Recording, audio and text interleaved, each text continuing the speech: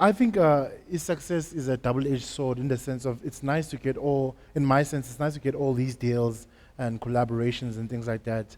But on the other side of the spectrum, it's when you get too much now. It's the only reason why that is tough is because it's so hard to leave money on the table.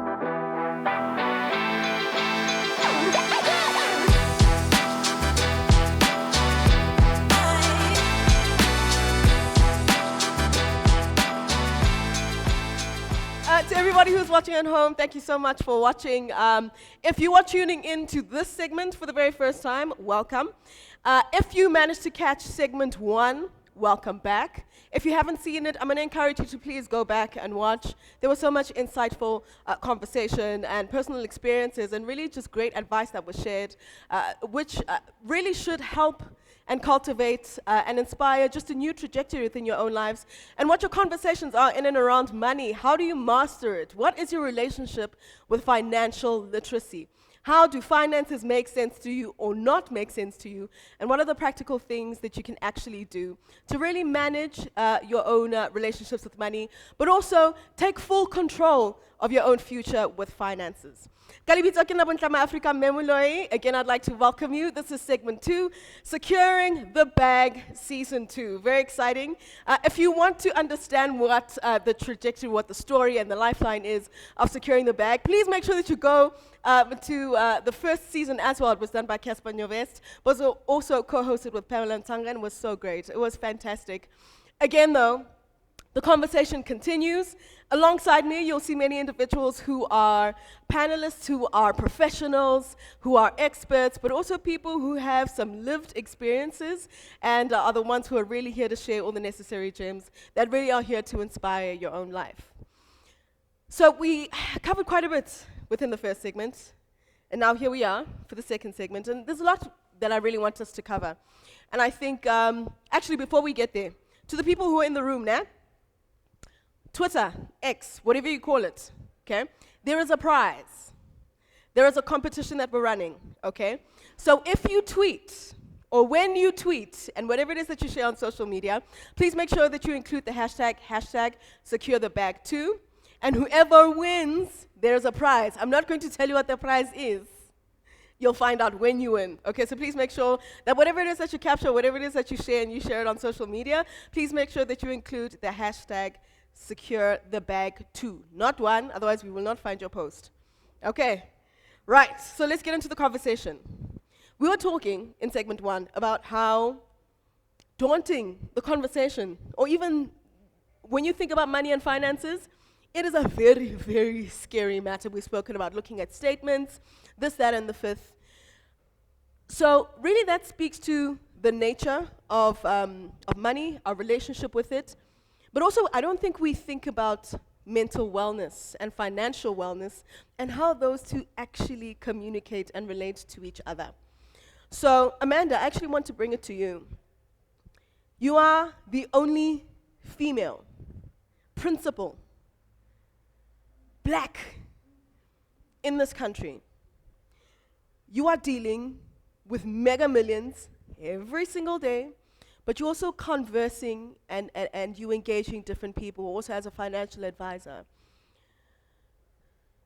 When you look at the relationship between wellness, people's mental wellness and the relationship with money, and even I'd say maybe for yourself, considering the position that you hold and the authority that you are within the financial space, how do you keep the balance? And how do you even advise that balance? Are you able to separate the two? Does your personal experience advise how you approach your conversations and relationships with other people? So let's speak about that, connecting those dots, and how do you maintain the balance as a career woman, and then your personal capacity and within your own life? Yeah, I think I'm a magician. Love it. I think I'm a magician. So I wear a whole lot of hats, because I'm a mother, I own a Liberty franchise, I'm a financial advisor, I'm an aunt, I'm a sister, a friend, side chick. I'm joking.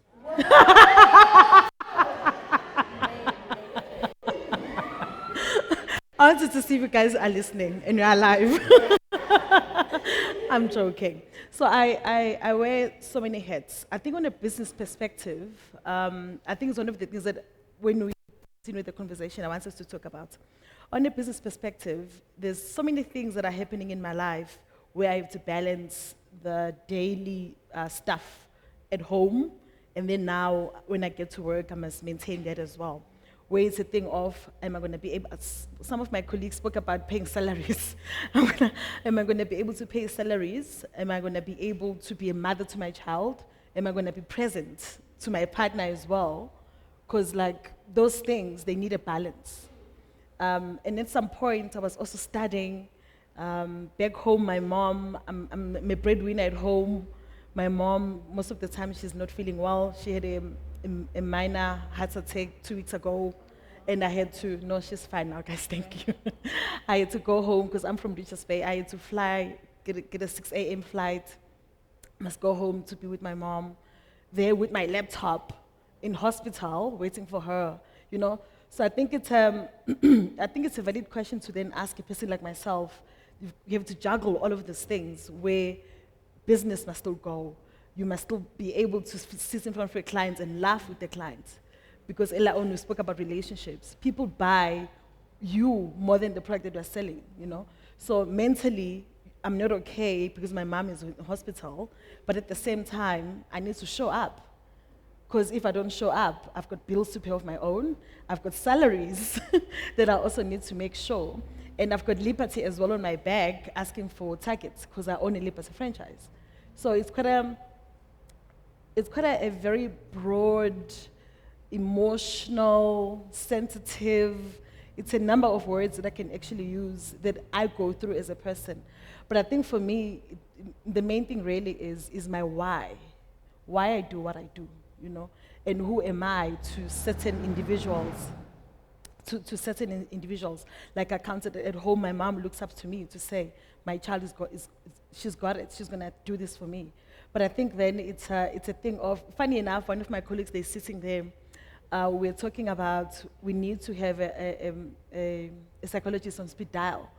But we also think, oh, oopsie, Tom is going to underwrite me otherwise if then I've got a mental person on speed dial. But it's a conversation, it's an ongoing conversation for us to then say, we then need that help. Because if then mentally you're not fit, you're not going to be a proper financial advisor, you're not going to be a proper daughter, you're not going to be a proper partner, you're not going to be a proper mother. So I think it's one of those conversations that really needs to be had, and also to find out from people, how are you managing it? Because I could be seeing her striving, doing so great, but something else is suffering. I think Shonda Rhimes spoke about it as well. When she won one of her awards, they were asking, how are you doing it? And then she said, I'll be honest with you guys, there's something that's suffering, because you can't do it all. Absolutely. No, it's absolutely impossible for you to be able to show up in an idealistic world. You can show up 100% for everything, right? But practically speaking, that's not actually the case. You're needing to prioritize certain things at certain times. More often than not, you need to compartmentalize your thoughts and emotions, and if that's how you manage it. I'm going to throw it to you, Sibu. In segment 1, you mentioned how you even had to go to therapy, and I don't know what the motivation was for that. But particularly where stress is the driving force behind it, or the pressures are financial, how do you manage that for yourself? How do you make it make sense? Thanks, everyone. This feels so much better. Yeah. Okay, so I don't have a formula for the how. I think mine has been to take things each day as it comes. But because I've also been doing this for so long, there's a lot of history and experience that I'm able to tap into. There are quite a few people that I've managed to put into my kitchen cabinet that at each time that I need a certain piece of advice or help, I'm able to open the door and ask, pull out that cup of person A and say, this is what I need help with, can you fill my cup, I've had to borrow R1 million from someone before, and they helped. Because you've got to pay things, you don't want to be embarrassed, or you don't want to not show up to the client that gave you an opportunity just because you don't have the money in your bank account whilst you're waiting 60 days or 90 days to get paid by that client. So there's been many different things that I go in and I access per situation. And what actually led me to go to therapy was me having a panic attack over someone leaving the business. And I felt like they were leaving me because I really personalized the business so much that this person that is resigned to go and chase their own dream is leaving me. And I needed to find out why this is causing so much panic and so much anxiety. And the discovery was just around the experiences I've had growing up and how I haven't dealt with that or even found the words to formulate what I've been going through in relation to what I'm experiencing now. And since then, it's been an ongoing process of always wanting to find the answer to the question of why is this happening in my mind? Why is this happening around me? Why is this happening to me? Why is this happening with me? What contribution am I making to this thing happening as well? So it's been an ongoing process of self-discovery and really being invested in getting to know myself so that I understand how I show up in the world and how my showing up affects other people. Because at the end of the day, we do this business thing with other people. And I think the more successful entrepreneurs I've seen or professionals that I've seen are those who are very conscious of who they are and what they are. Because when you're lost, when you don't know who you are, you end up being wishy-washy, just going with the wind, and then you find yourself asking, how did I get here? When something is going wrong.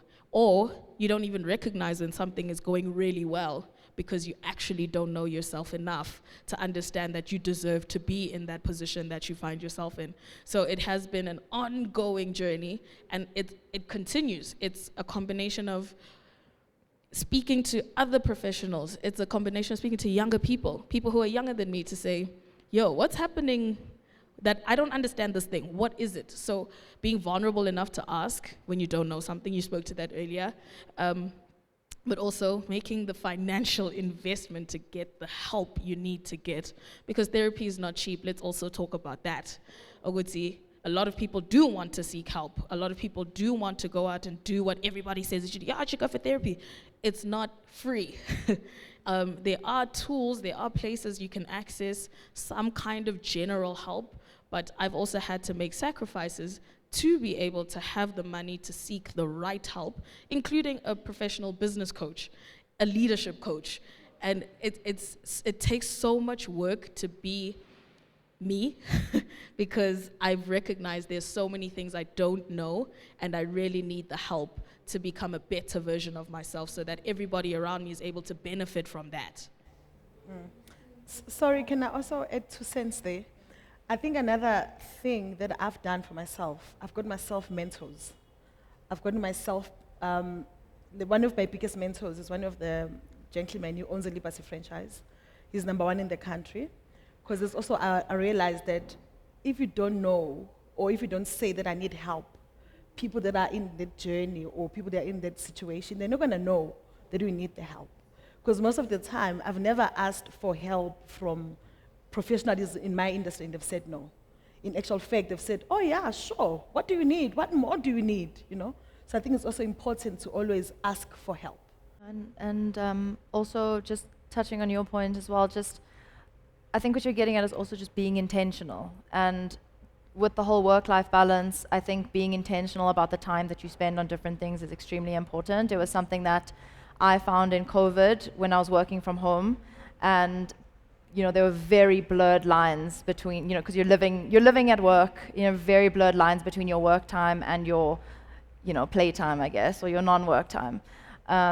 And I found myself basically from morning to the evening not getting up off my desk, working into the night, working into the weekend, and not really understanding why I was just always working. And it came down to the fact that I wasn't being intentional with my time. And how potentially you can do that is,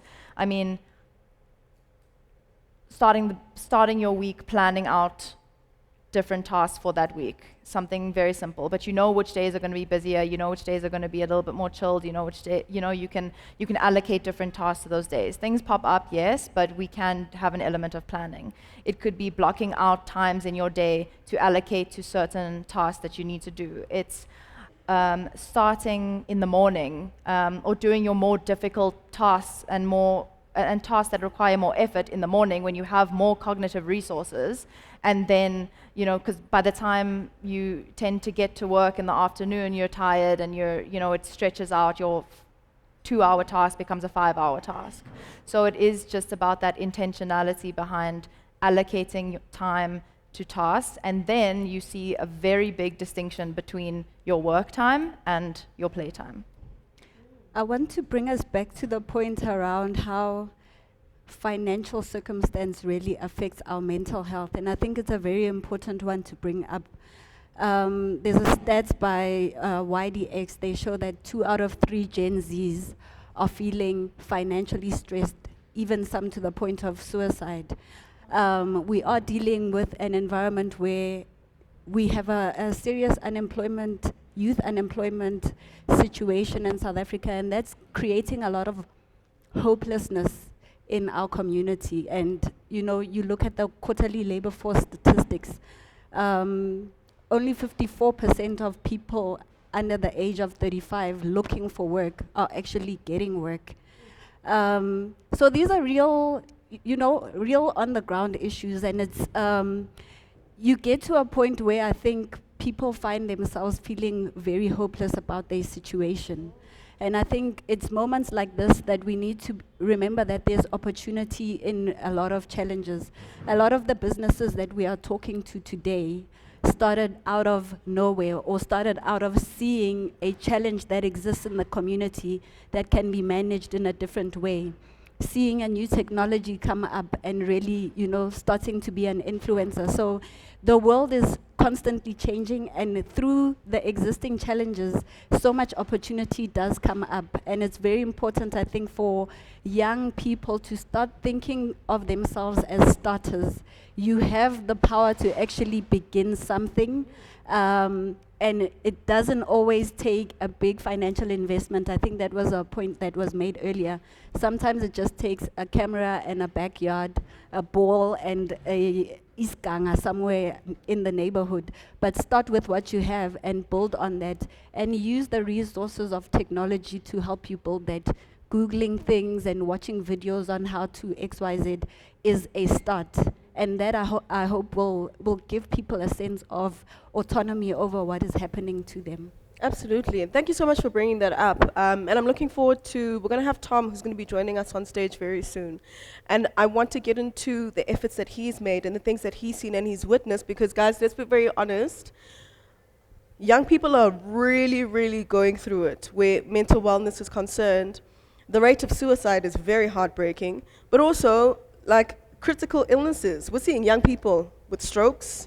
We're seeing young people, with cancer. Initially, you really would have associated it with people who are much older. And now you're getting a 19, 20, 21, 30-year-old having a stroke or getting cancer.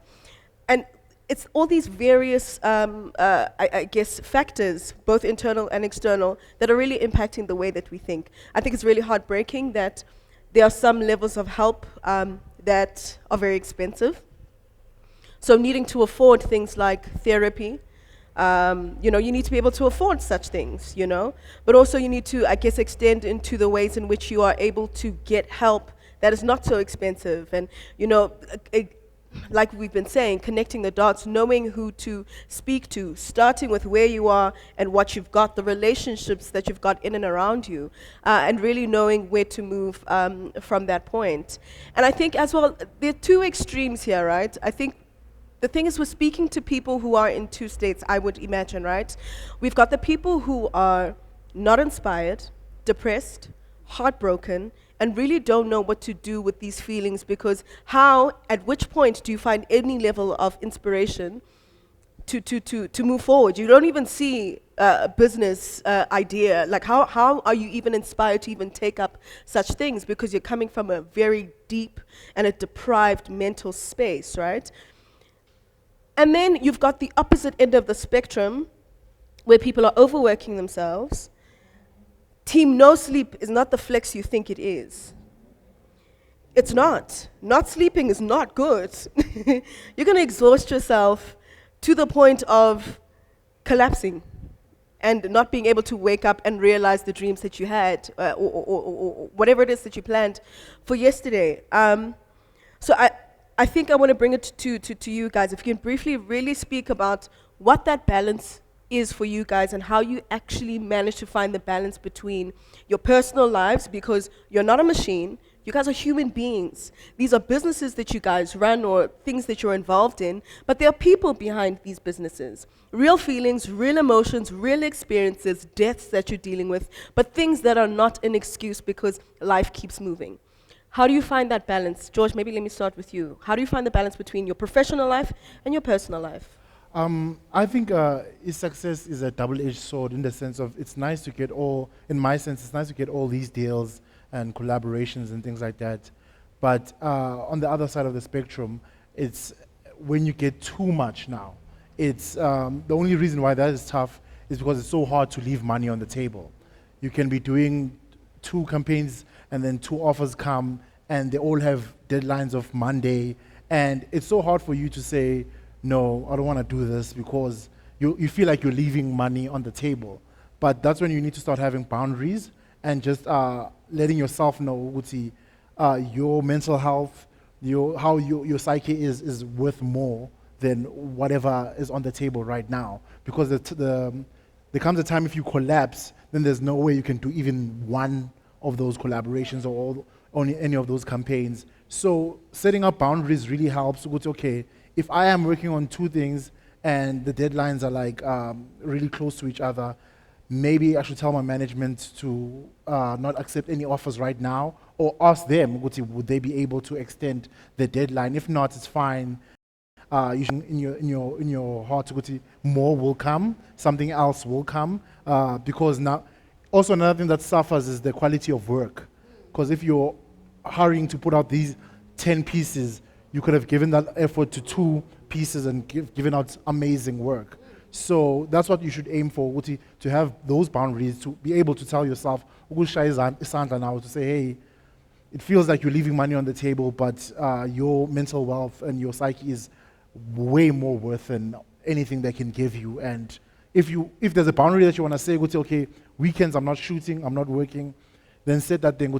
As soon as Friday afternoon hits, I'm not shooting, I'm not working, I'll start again on Monday. Just make sure that you know how to schedule that in terms of deadlines and things like that. Sure. Yeah. Sebs, as a professional, how are you managing? I mean, I'm not really good at it. I take on too much at times. I think I'm a superwoman sometimes. But I think over the past sort of 2 years, I've learned to have boundaries, but more importantly, articulate those boundaries to the people that I report into, the people that I'm accountable to my team. Articulating those boundaries is super important. And sometimes learning how to say no. There's a lot of power in no. You don't have to say yes to everything. And I think, we all have dreams and ambitions, and we all have drive, and we all want to work hard. But for your future, I've realized I need this body to still function. I need this brain to still learn and consume information and impart information as well. So articulating boundaries, I think, is super important, and you don't have to say yes to everything. Absolutely. Yeah. I agree with that. And I'll say that because I know, especially when you're an artist and you're working gig to gig, living hand to mouth, it's not easy saying no to something, because you're reliant and you're really dependent on the next check, because you don't know where it's coming from and you don't know when it's going to come next. Tilly, I want to bring it to you, but I want to speak to the dad in you, okay? As a mother, I know I've had to find that balance, and become so difficult as well, because at the end of the day, you're dealing with all of these stresses, and your child has nothing to do with it. But you don't want your kid to catch the end bud of your stresses, So out of the many roles and the many hats that you wear, the one of fatherhood, How do you make sure that you're able to show up 100% within that capacity and then balance everything else at the same time? Um, for me, I have a new sort of philosophy that I'm developing, that I'm leaning towards and I'm learning. There's this thing that I call the council of well-being that I'm creating for myself, and my family is a part of that. My close affiliates are a part of that. Naturally, my daughter and my partner are a part of that. So when it comes to that counsel of well-being, I don't drive too far away from it, spiritually, emotionally, and from a proximity perspective. And I don't compromise where that's concerned. And by compromise, I mean I'm ridiculously honest with myself about pertaining to this conversation, finances, right? I'm ridiculously honest with myself. I don't lie to myself about where I am financially. And by virtue, I don't allow myself to lie to my circle of counsel of wellness. So my partner at work will know what's happening within my finances or the business finances. I don't want a situation where I make the people around me to feel like I'm more okay than I am. And I'm pertaining to finances. The guys at work know when the business is going through a difficult time. My partner at home knows when our vacation has to be either canceled or moved up, you know. And so by virtue of that being such a safe space for me, it helps me in situations where it becomes very difficult. Because one of the biggest problems that lead to depression from situations that are stressful is because of keeping up appearances. Now I have to lie when I get home. I can't get home and that becomes my solace. Now I have to lie and say, babe, we're still going to Dubai. Babe, we're still going to wherever. Whereas I can just tell her that, babe, looks like we're going to have to go to Marabastad or, Yeah. you know. And Yeah. by virtue of that happening, I've found myself in a position where, and I learned this at yoga, I don't exaggerate the problem. You know, I am blessed enough and graceful enough to say I've never suffered depression.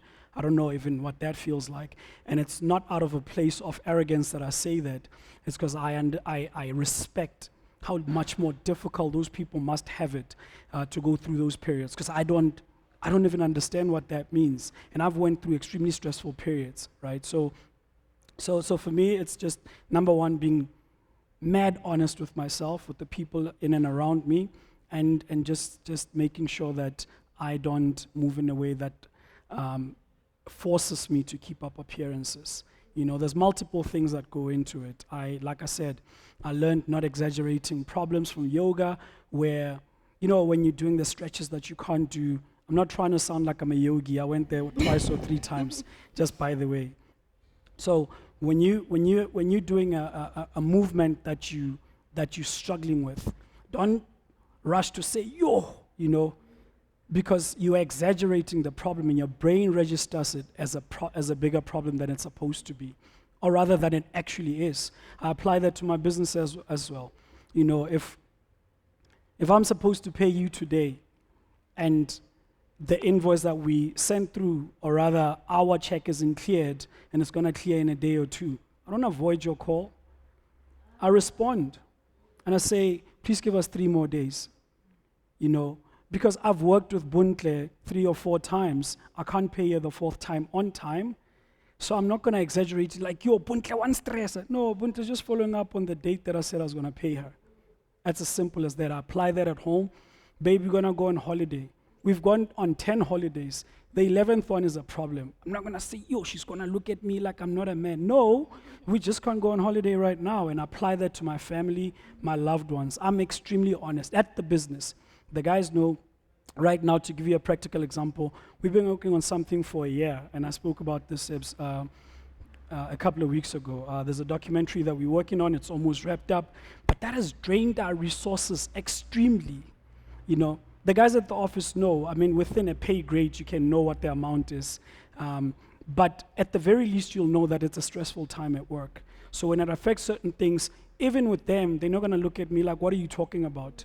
You know, and I'm very, very, you know, since COVID, one of the things that I spoke to one of my partners about within business is that I'm not afraid to downscale or to downsize. Not afraid to downsize. And I'm not going to lie to my partners or the people within my circle of my council of wellness and say, no, I'm selling this car because no, I don't want it now. No, I'm selling because life requires me to downsize. And if you, at the time, speaking about boundaries as well, at the time where I'm laying out, articulating my boundaries about what I can and can't afford, if you deem me as a bad person because on the fifth engagement of ours, I can't come forth how I usually am, then you are never meant to be a continued part of my life anyways, or my business anyways.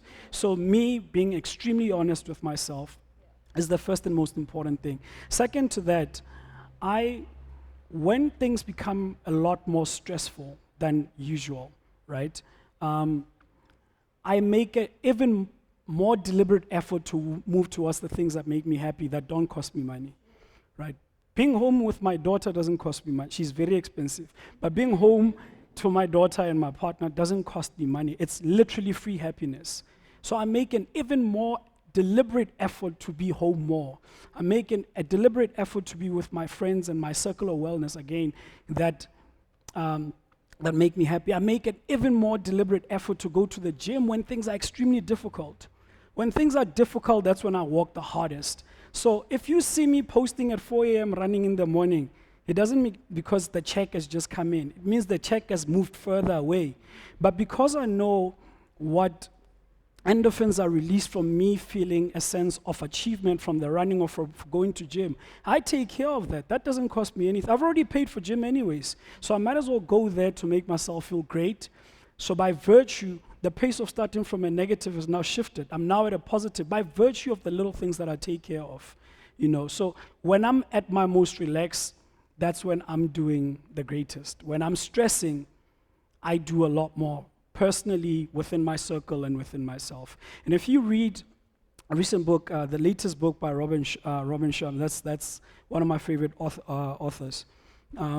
He's speaking about wealth is not defined by just finances, right? There's 8 different forms of wealth. So for me, how incredible I am with my family is a form of wealth. And that's something that I am in control of, at least within the part that I play. So if there's going to be anything that breaks, or if there's going to be, I always say even into the office, if we're going to lose a deal, it will not be because of my slacking. It will be because of somebody else within the team or because of some other uncontrolled thing. But I make sure that within my circle, I show up as much as I can within my family. So to the point about my daughter, it's unfortunate I'm saying this, but I feel sorry for her because I use her for my happiness. So by virtue of being with her more, it makes me happier. By virtue of being with my partner and my daughter, when we're just together, the other day was such a stressful period. MJ knows about this. And I got home and I was like, man, this is incredible. Like, one of the things that I wanted when I came here to Joburg years ago, I'm not going to tell you because you're going to figure out how old I am. You figure I don't belong on the young entrepreneurs. I just wanted to earn 3K. I used to say with my friend, if I earn 3K, I remember we were at varsity. If I earn 3K, pay a car, 1,000, and then rent is like 1.2, and then 500, and then we shop. But now when I look at how far we came from, and I look at my partner and my daughter, and they're just laying there sleeping, and I'm like, man, this is way, way, way more than I could have ever prayed for. The partner that I have, my daughter that I have. So I've got a lot more to be grateful for, and I lean so much more towards that. I use them so much more for my happiness when I'm at my most stressful period that it drives me back to, or it always draws me back home. So there's multiple things. I read a lot more. I make a more deliberate effort of doing positive things. And it's because I want to use them. At some point, it's not even about the six-pack or I just know going to gym is going to make me feel better, so therefore I go to gym to use it. And by virtue of that, it ends up having its own results in the process. Yeah. I think sorry. I love how you said, your daughter's very expensive. And I think for a lot of people, your financial goals are attached to your life goals in a very serious way. You will not get up in the morning to go and do X, Y, Z, work ambitions, money ambitions, without that being tied to what you want for your kids and what you want for your family.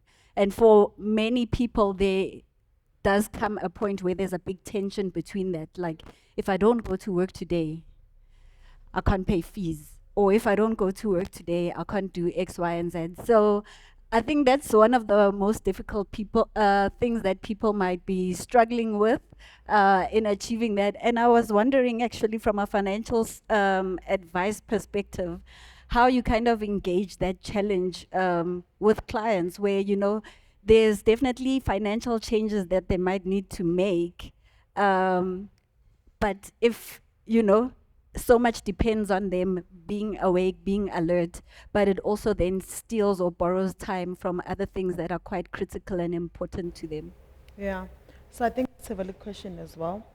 I think we spoke about it, to be friends with reality, because if then the decision that needs to be made, it's going to add so much value in such a way that that person's financial life changes, then it needs to be done.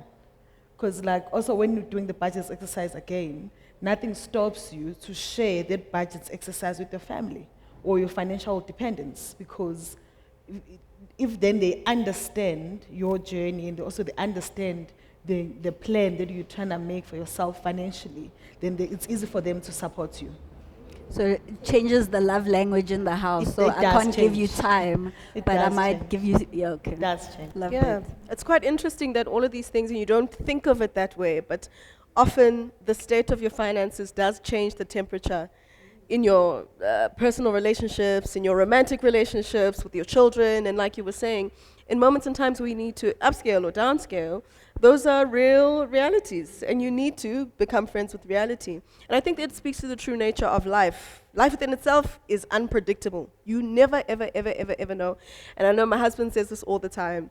He says, there are only two things in this life that are certain. You are definitely going to pay for something, and you will die. Those are the two things that are 100% certain. And even when you are paying for things, it's not to say that it's just a financial thing, right? But at what cost are you committing to certain things? What is it costing you? Is it costing you your mental wellness? And is it worth it? And if something costs you your mental health, it's not worth it. It cannot be worth it.